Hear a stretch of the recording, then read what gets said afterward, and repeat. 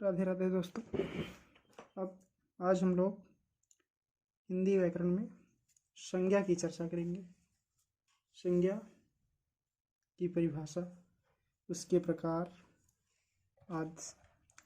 तो सबसे पहले हम लोग जानते हैं संज्ञा किसे कहते हैं।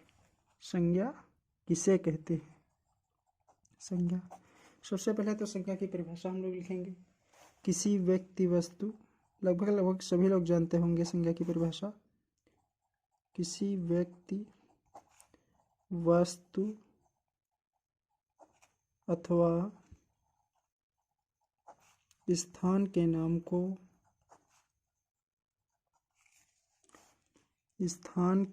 को संज्ञा कहते हैं।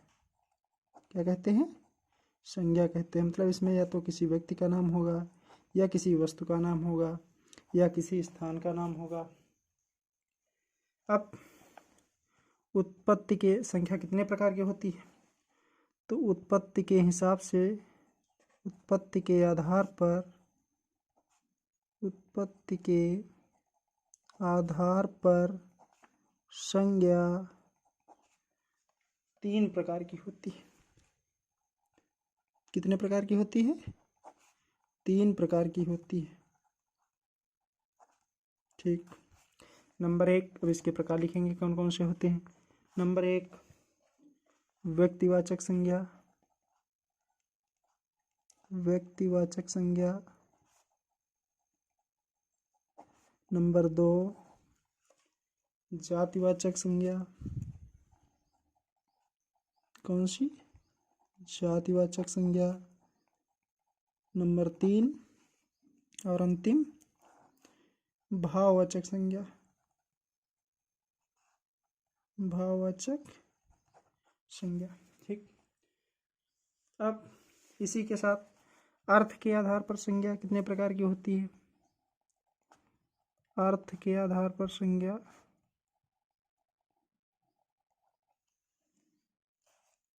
अर्थ के आधार पर संज्ञा 5 प्रकार की होती है। 5 प्रकार की होती है। 3 प्रकार तो यही ऊपर वाले होते हैं, व्यक्तिवाचक संज्ञा, जातिवाचक संज्ञा, भाववाचक संज्ञा। और चौथा और 5वां प्रकार 3 ऊपर वाले ही होते हैं।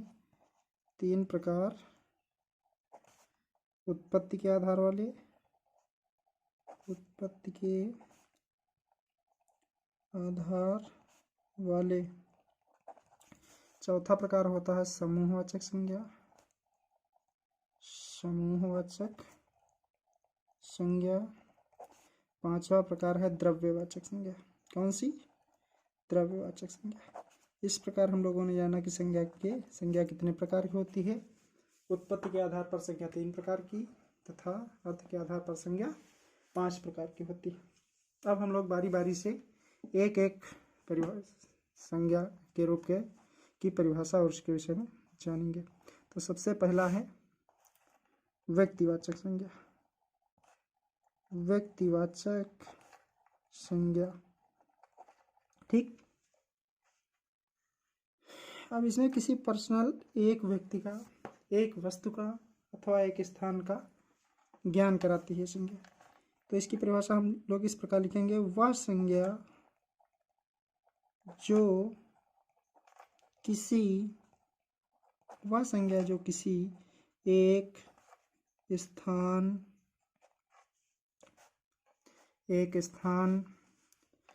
एक वस्तु अथवा एक व्यक्ति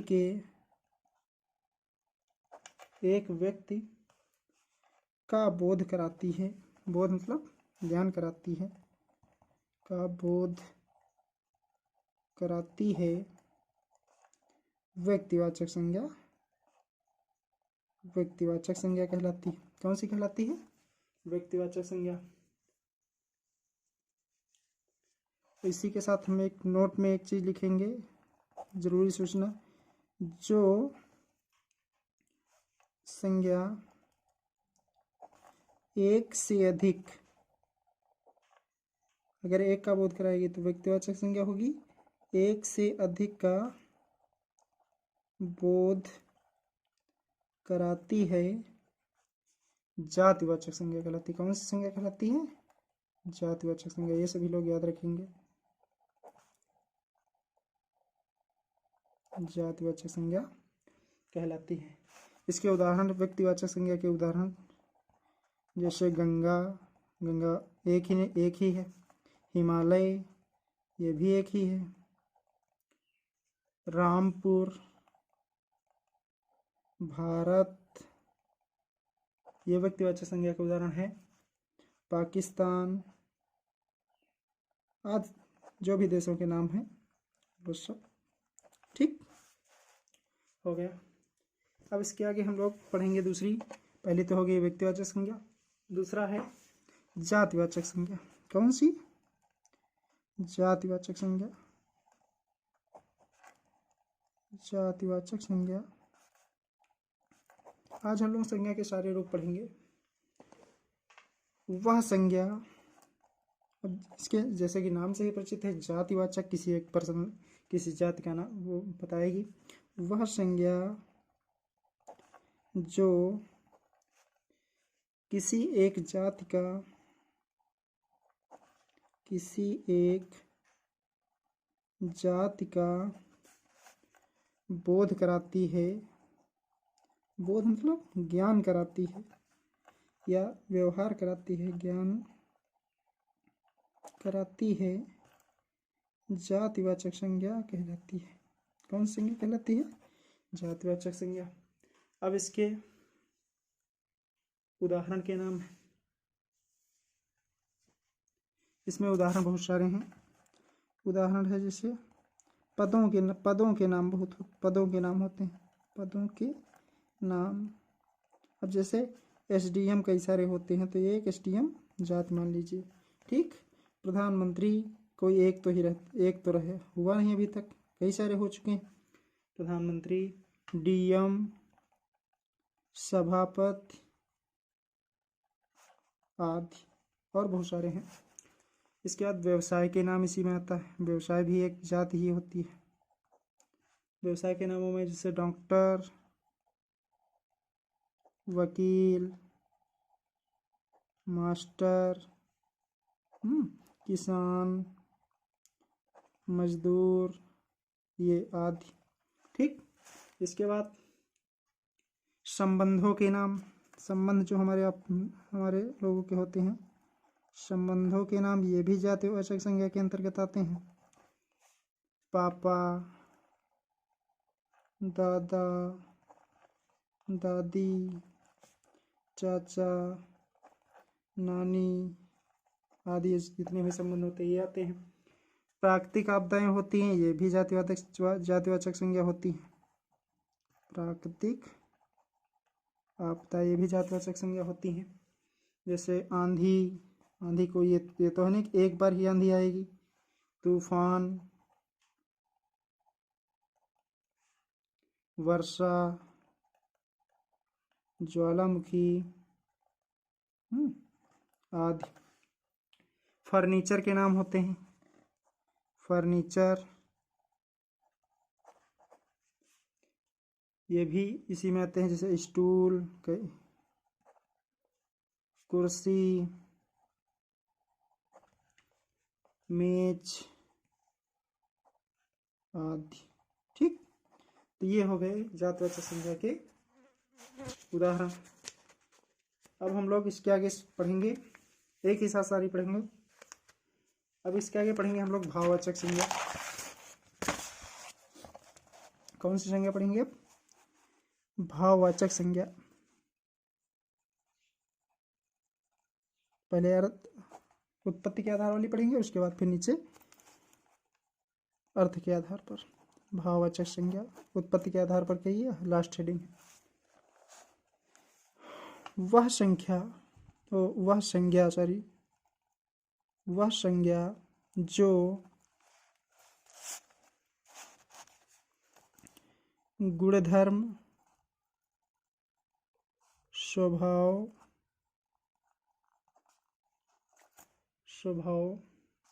और भाव के बारे में, भाव मतलब कैसे क्या है, और भाव के बारे में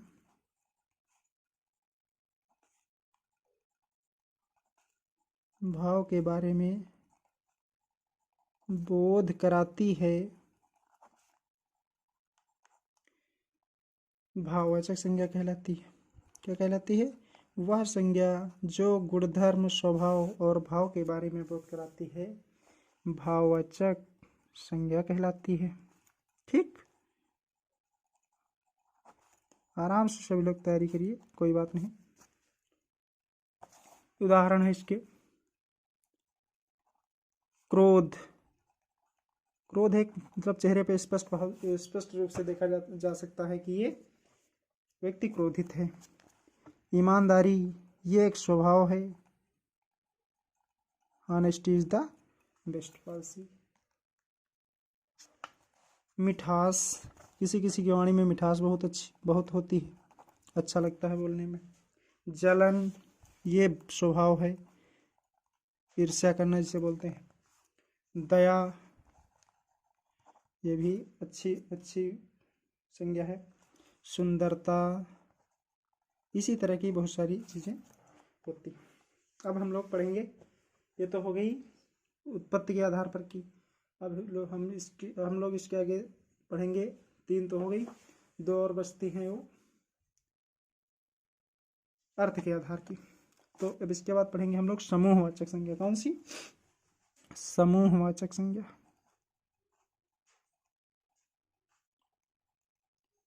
समूहवाचक संज्ञा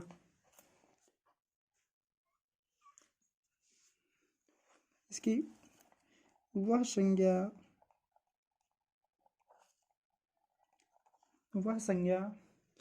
जो एक समूह वर्ग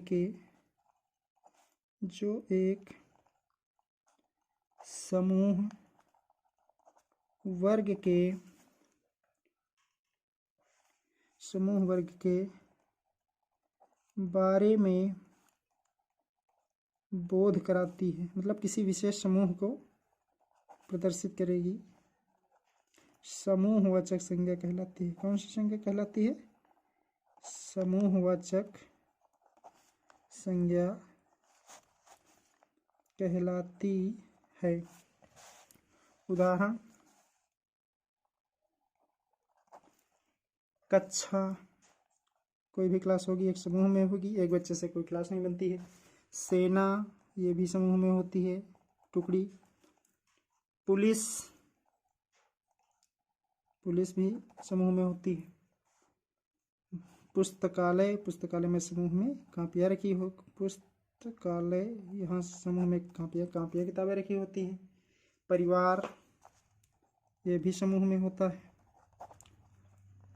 सभा, ये भी अकेला इंसान कोई सभा नहीं कर सकता। सभा। चुनाव, ये भी चुनाव सभा में ही होता है। संसद में भी सभा ही होती है। कर्मचारी भी कोई अकेला नहीं होता है, आदि। ठीक, तो समूहवाचक संज्ञा के उदाहरण हो गए। तो इसके आगे हम लोग एक लास्ट और पढ़ेंगे, द्रव्यवाचक संज्ञा। संज्ञा यहीं से खत्म होती है। द्रव्यवाचक संज्ञा। ठीक, द्रव्यवाचक जैसे नाम से ही लगा है कि द्रव्यवाचक किसी पदार्थ से संबंधित होगी। द्रव्य पदार्थ को ही कहते हैं। वह संज्ञा जिससे मापा तौला जा सके, जिससे मापा तौला नहीं जिससे नहीं सॉरी जिसे, वह संज्ञा जिसे मापा तौला जा सके, मतलब जिसे तौला जा सकता है, जिसकी क्वांटिटी बताई जा सके, द्रव्यवाचक संज्ञा कहलाती है। द्रव्यवाचक संज्ञा